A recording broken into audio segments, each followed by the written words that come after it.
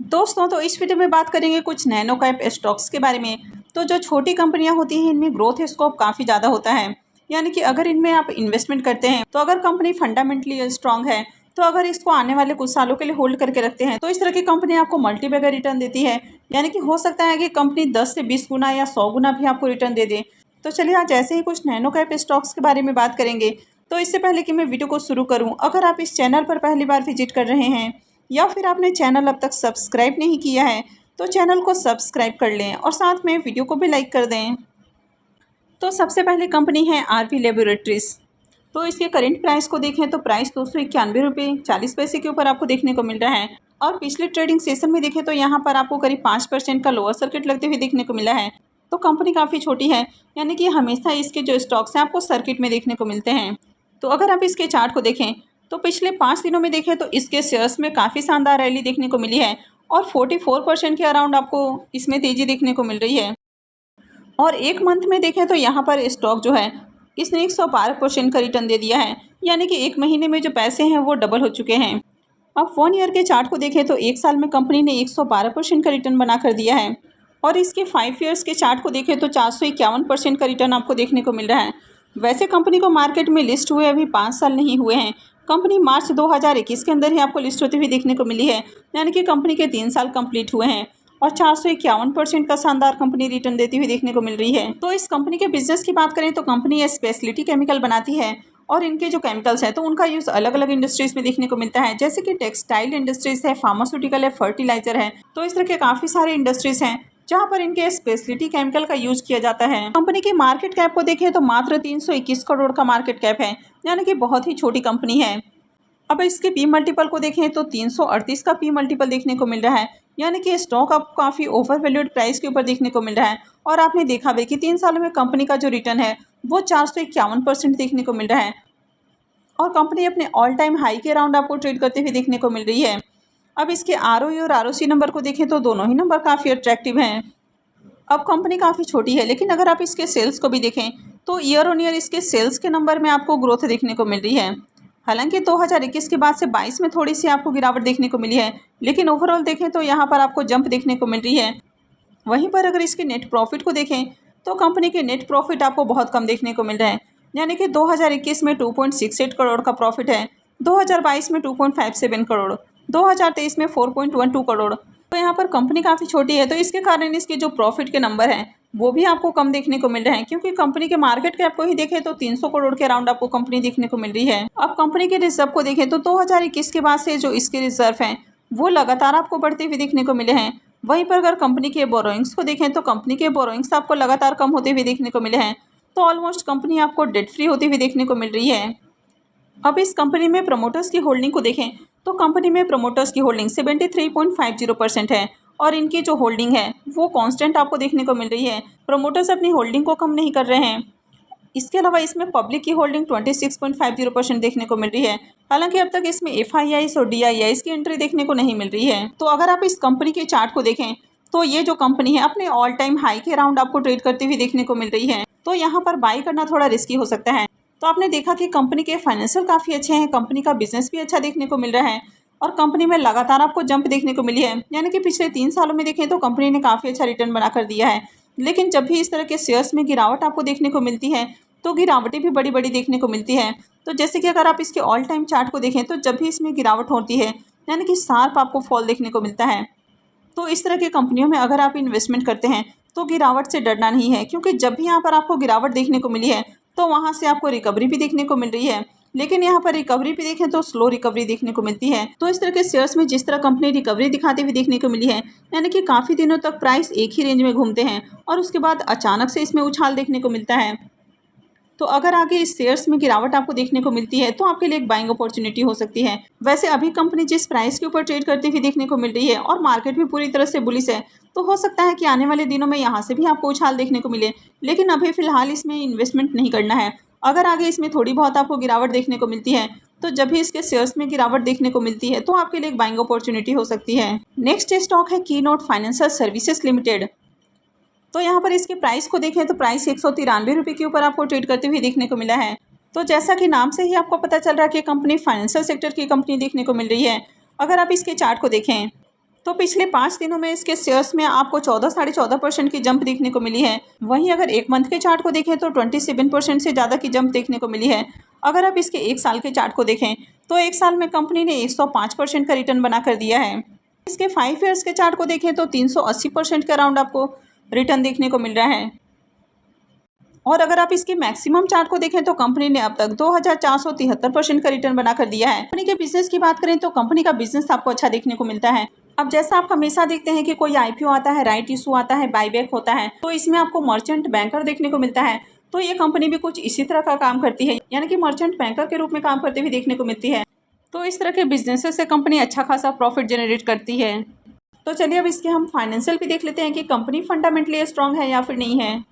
Company के अगर market cap को देखें तो कंपनी बहुत ही छोटी है, यानी कि 135 करोड़ का मार्केट कैप आपको देखने को मिल रहा है। स्टॉक के पी को देखें तो 7.13 का है, तो ये स्टॉक भी आपको सस्ते प्राइस के ऊपर देखने को मिल रहा है। आरओई और आरओसी को देखें तो ये ज़्यादा अट्रैक्टिव आपको देखने को नहीं मिल रहा है। तो यहाँ पर अगर कंपनी के सेल्स नंबर को देखें तो 2020 में 11 करोड़ का सेल्स है, 2021 में 23 करोड़, फिर 2022 में 32 करोड़ का सेल्स है, 2023 में 16 करोड़ का सेल्स देखने को मिल रहा है, यानी कि 2023 में थोड़ा सा डाउन देखने को मिल रहा है। और अभी करंट फाइनेंशियल ईयर में देखें तो फिर से 39 करोड़ देखने को मिल रहा है। अब जो छोटी कंपनियां होती हैं तो इनके नंबर जनरली आपको स्टेबल देखने को नहीं मिलते हैं और इसमें काफ़ी उतार चढ़ाव आपको देखने को मिलता है। नेट प्रॉफिट को भी देखें तो 2020 में 4 करोड़ का लॉस है, 2021 में 11 करोड़ का प्रॉफिट है, 2022 में 16 करोड़ का प्रॉफिट है, 2023 में फिर से 2 करोड़ का लॉस है और अभी करंट फाइनेंशियल ईयर में 19 करोड़ का प्रॉफिट है। वैसे कंपनी के ईयर ऑन ईयर रिजर्व को देखें तो कंपनी के रिजर्व आपको लगातार बढ़ते हुए देखने को मिले हैं। वहीं पर अगर कंपनी के बोरोइंग्स को भी देखें तो कंपनी के बोरोइंग्स आपको कम होते हुए देखने को मिले हैं। तो 2021-22 में जहां कंपनी के ऊपर 26 से 27 करोड़ का आपको डेट देखने को मिलता है, वो अभी देखें तो मात्र 6 करोड़ है। तो ये भी एक प्लस पॉइंट हो जाता है कि कंपनी का जो कर्ज है वो लगातार कम हो रहा है। अब इस कंपनी में शेयर होल्डिंग पैटर्न को देखें तो प्रमोटर्स की होल्डिंग 56.42% है और इनकी भी होल्डिंग लगातार आपको बनी हुई देखने को मिल रही है। वहीं पर एफआईआईस की होल्डिंग को देखें तो 7.3% की देखने को मिल रही है और इनकी भी होल्डिंग कम नहीं हुई है। वहीं पर पब्लिक की होल्डिंग को देखें तो ये भी 36.22% आपको देखने को मिल रही है। तो यहाँ पर देखें तो कंपनी काफ़ी छोटी है और इसके बावजूद इसमें एफआईआईस का भी इन्वेस्टमेंट आपको देखने को मिल रहा है। हालांकि कंपनी छोटी है तो इसके कारण इसके जो फाइनेंशियल है वो स्टेबल आपको देखने को नहीं मिल रहे हैं। तो इस तरह की छोटी कंपनियों में इन्वेस्टमेंट काफ़ी रिस्की भी होता है, यानी कि अगर इनमें गिरावट देखने को मिलती है तो 50-60% तक इसके जो शेयर्स हैं इनमें क्रैश देखने को मिलता है। तो जैसे कि आप यहाँ पर देख भी सकते हैं कि यहाँ पर कुछ ही समय में देखें तो इसके शेयर्स में आपको 50% तक का क्रैश देखने को मिला है, यानी कि 48-9% से ज़्यादा का आपको यहाँ पर गिरावट देखने को मिला है। यहाँ भले ही आपको 46% देखने को मिल रहा है, लेकिन एक्चुअल में ये जो गिरावट है ये 49% के अराउंड आपको, यानी कि 50% करीब देखने को मिला है। तो यहाँ पर भी देखें तो यहाँ पर भी आप 50% इसके शेयर्स में क्रैश देखने को मिला है। तो इस तरह की कंपनियों में इन्वेस्टमेंट थोड़ा सा रिस्की होता है। अगर आपके पास पेशेंस है तो आप इससे अच्छा पैसा बना सकते हैं, क्योंकि कंपनी देखें तो फंडामेंटली स्ट्रांग है। ऐसी कंपनी नहीं कि कंपनी आगे जाकर बर्बाद हो सकती है। हालांकि ये किसी भी कंपनी में दावा नहीं किया जा सकता है, लेकिन ओवरऑल जिस तरह कंपनी के फाइनेंशियल आपको देखने को मिल रहे हैं तो इनमें उतार चढ़ाव आपको देखने को मिल रहा है। तो जब भी इनके जो क्वार्टर नंबर हैं तो इनमें अगर गिरावट देखने को मिलती है तो कंपनी के शेयर्स प्राइस में अचानक से आपको फॉल देखने को मिलता है। वही कंपनी अगर अच्छे नंबर लाती है तो फिर से इनमें जंप देखने को मिलता है। लेकिन ओवरऑल देखें तो कंपनी का फाइनेंशियल आपको अच्छा देखने को मिल रहा है। अब यहाँ पर अगर स्टॉक के पी को देखें तो स्टॉक का पी आपको सस्ता देखने को मिल रहा है, लेकिन स्टॉक को देखें तो काफ़ी हाई के ऊपर आपको ट्रेड करते हुए देखने को मिल रहा है। तो यहाँ पर भी इन्वेस्टमेंट एक बार में करना काफ़ी रिस्की हो सकता है। तो अगर आपको कंपनी अच्छी लगी है तो आप यहाँ पर भी इन्वेस्टमेंट कर सकते हैं, हालांकि एक बार में इन्वेस्टमेंट नहीं करना है। तो इस तरह की कंपनियों में ग्रोथ का काफ़ी स्कोप है। तो इस तरह की छोटी कंपनियां न सिर्फ आपके पैसे को 10 से 20 गुना करती है, बल्कि 100 से 1000 गुना भी कर सकती हैं। नेक्स्ट स्टॉक है इंडिया स्विफ्ट लिमिटेड का स्टॉक। तो इसके करेंट प्राइस को देखें तो 25 रुपये के ऊपर इसका प्राइस आपको ट्रेड करते हुए देखने को मिला है। हालांकि पिछले ट्रेडिंग सेशन में देखें तो यहाँ पर 5% से ज़्यादा आपको लोअर सर्किट देखने को मिला है। तो अगर आप इसके चार्ट को देखें तो पिछले 5 दिनों में देखें तो यहाँ पर आपको 25% की तेज़ी देखने को मिली है। वहीं पर अगर एक मंथ में देखें तो 56% का रिटर्न आपको देखने को मिल रहा है। अगर आप इसके 1 ईयर्स के चार्ट को देखें तो एक साल में कंपनी ने 178% का शानदार रिटर्न बना कर दिया है। वहीं इसके 5 ईयर्स के चार्ट को देखें तो 415% का शानदार रिटर्न आपको देखने को मिल रहा है। तो अगर आप इसके ऑल टाइम चार्ट को देखें तो यहाँ पर भी आपको 124% का रिटर्न देखने को मिल रहा है। तो कंपनी जहां 2002 में 11 रुपये के ऊपर लिस्ट हुई और वहां से इसने 80 रुपये का हाई लगाया, यानी कि 80 से भी ऊपर का हाई लगाया और उसके बाद से इसमें फॉल देखने को मिला है, यानी कि पेनी स्टॉक के जैसे ये शेयर्स आपको ट्रेड होते हुए देखने को मिले हैं। अब कंपनी के बिजनेस की बात करें तो कंपनी फार्मास्यूटिकल प्रोडक्ट बनाती है, तो इनकी मैन्युफैक्चरिंग और साथ में इनका एक्सपोर्ट भी करती है। अब अगर कंपनी के प्रोडक्ट को देखें तो 750 से ज़्यादा कंपनी फार्मास्यूटिकल प्रोडक्ट बनाती है। तो कंपनी यहाँ पर हर तरह के मेडिसिन बनाती हुई देखने को मिलती है, जैसे कि कार्डियोलॉजी है, डायबिटीज़ है, एंटी डिप्रेसेंट है, एंटी एलर्जिक है, एंटी इन्फेक्टिव है।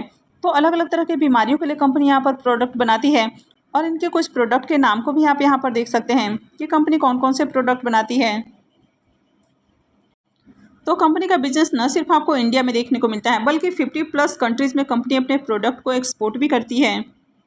तो कंपनी छोटी है, इसके बावजूद भी इसका बिजनेस आपको बढ़िया देखने को मिल रहा है। तो इसके मार्केट कैप को देखें तो 138 करोड़ का मार्केट कैप है। स्टॉक का पी आपको देखने को नहीं मिल रहा है। इसके ROC को देखें तो 8.28 का देखने को मिल रहा है और ROE देखने को नहीं मिल रहा है। कंपनी के सेल्स के नंबर को देखें तो कंपनी के सेल्स के अंदर लगातार आपको ग्रोथ देखने को मिल रही है, यानी कि सेल्स बढ़ते हुए देखने को मिल रहे हैं। कंपनी के नेट प्रॉफिट को भी देखें तो कंपनी के नेट प्रॉफिट के अंदर भी आपको इजाफा देखने को मिल रहा है, यानी कि 2020 में कंपनी जहां 19 करोड़ के लॉस में थी, 2021 में बढ़ के 30 करोड़ हो जाता है। 2022 में 20 करोड़ का लॉस देखने को मिल रहा है और 2023 में देखें तो कंपनी आपको 26 करोड़ के प्रॉफिट में आती हुई देखने को मिली है और अभी देखें तो 30 करोड़ का प्रॉफिट कंपनी बना चुकी है। कि अभी भी कंपनी के रिजर्व को देखें तो कंपनी के रिजर्व आपको नेगेटिव में देखने को मिल रहे हैं। और अगर कंपनी के बोरोइंग्स की बात करें तो कंपनी के जो डेट हैं वो पहले के मुकाबले कम हुए हैं। तो इस तरह की कंपनियां रिस्की भी होती हैं, क्योंकि यहाँ पर देखें तो कंपनी के रिजर्व आपको नेगेटिव में देखने को मिल रहे हैं। तो ये जो छोटी कंपनियां होती हैं काफ़ी रिस्की भी होती हैं। अब यहाँ पर आप देख सकते हैं कि कंपनी के रिजर्व आपको नेगेटिव में देखने को मिल रहे हैं। कंपनी के ऊपर अगर बोरोइंग्स को भी देखें तो बोरोइंग्स भी आपको हेवी देखने को मिल रहा है और कंपनी का अगर मार्केट कैप को देखें तो मात्र 138 करोड़ की कंपनी है। अब यही रीज़न है कि इस तरह की जो कंपनियों के शेयर्स हैं वो आपको सस्ते प्राइस के ऊपर ट्रेड होते हुए देखने को मिलते हैं, यानी कि पेनी स्टॉक के दाम पे ट्रेड होते हुए देखने को मिलते हैं। अब इस कंपनी की अगर आप year on year share holding patterns को देखें तो प्रमोटर्स की जो होल्डिंग है वो जहां पहले 55.55% देखने को मिल रही थी, वो देखें तो बढ़कर 55.58% अभी आपको देखने को मिल रही है। वहीं पर अगर FIIs की होल्डिंग को देखें तो FIIs की होल्डिंग जहां 2017 से 1.12% आपको देखने को मिल रही थी, वो देखें तो धीरे धीरे करके पूरी तरह से आपको ख़त्म होते हुए देखने को मिला और अभी जो FIIs की होल्डिंग है वो आपको 0.0 देखने को मिल रहा है। वहीं पर DIIs की भी होल्डिंग को देखें तो इनकी भी होल्डिंग पहले 1.85% देखने को मिली थी और ये भी देखें तो धीरे धीरे कम होकर अभी आपको 0.0 देखने को मिल रहा है। इस कंपनी में पहले गवर्नमेंट का भी स्टेक था और अभी देखें तो उनका भी स्टेक आपको 0.0 देखने को मिल रहा है। यहाँ पर पब्लिक की जो होल्डिंग है वो 44.42% अभी आपको देखने को मिल रही है। तो इसमें सिर्फ प्रमोटर्स और पब्लिक की होल्डिंग आपको देखने को मिल रही है। तो इस तरह की कंपनियों में इन्वेस्टमेंट तो रिस्की होता है, लेकिन यहाँ पर भी देखें तो एक चीज़ आपको पॉजिटिव देखने को मिल रही है कि कंपनी के प्रमोटर्स ने अपनी होल्डिंग को कभी भी सेल नहीं किया है और 2022 के बाद से इन्होंने अपनी होल्डिंग को भी इंक्रीज़ किया है। तो इंडिया स्विफ्ट लिमिटेड के बारे में बात करें तो इसका जो करंट प्राइस है 25 रुपये के ऊपर ट्रेड करते हुए देखने को मिला है, यानी कि ये पेनी स्टॉक्स हैं। लेकिन इस तरह की कंपनियों में भी आप अच्छा खासा पैसा बना सकते हैं। तो जो पेनी स्टॉक्स होते हैं काफी रिस्की होते हैं, तो कंपनी फंडामेंटली थोड़ी सी वीक आपको देखने को मिलती है, तभी जाकर इसके स्टॉक्स आपको सस्ते प्राइस के ऊपर देखने को मिल रहे हैं। तो जैसा कि आपने इस कंपनी में भी देखा कि कंपनी के ऊपर कर्ज आपको काफी ज्यादा देखने को मिल रहा है और कंपनी के जो रिजर्व है वो लगातार आपको निगेटिव में देखने को मिले हैं। तो इस तरह की कंपनियों में जब आपको एक गिरावट देखने को मिलती है तो यहाँ से अगर आप इसको बाई करके होल्ड करते हैं तो इस तरह की कंपनियां भी आपको अच्छा खासा रिटर्न बना कर देती हैं। लेकिन यहाँ पर आपका रिस्क काफ़ी हाई होता है, क्योंकि जब इनमें गिरावट देखने को मिलता है तो आप ये आइडेंटिफाई नहीं कर सकते हैं कि इसके स्टॉक्स गिर कर कहाँ तक जाएंगे। तो ये तीनों ही कंपनी माइक्रो कैप देखने को मिल रही है, तो किसी भी तरह का ये रिकमेंडेशन नहीं है। तो कहीं भी इन्वेस्टमेंट से पहले आप अपनी खुद की एनालिसिस जरूर करें और उसके बाद ही कहीं भी इन्वेस्टमेंट करें। तो आई होप कि आपको जानकारी अच्छी लगी होगी। तो अगर आपने वीडियो को अब तक लाइक नहीं किया है तो वीडियो को लाइक कर दें और चैनल को भी सब्सक्राइब करके रखें और वीडियो को अंत तक देखने के लिए आप सबका बहुत बहुत धन्यवाद।